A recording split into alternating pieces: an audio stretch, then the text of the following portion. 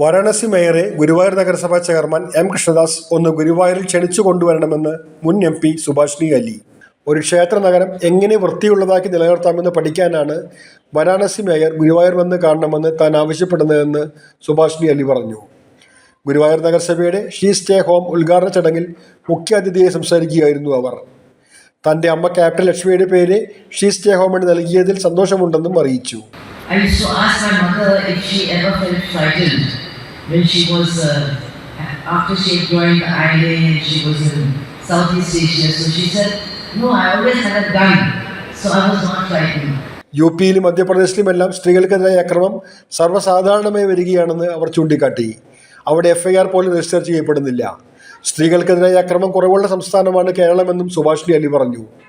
പാതി മലയാളിയാണ് താനെന്ന് പറയുന്നതിൽ അഭിമാനിക്കുന്നതായും അവർ പറഞ്ഞു.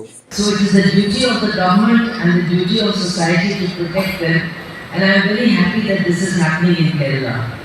I live in Uttar Pradesh, where the largest numbers of rapes and attacks on women takes place.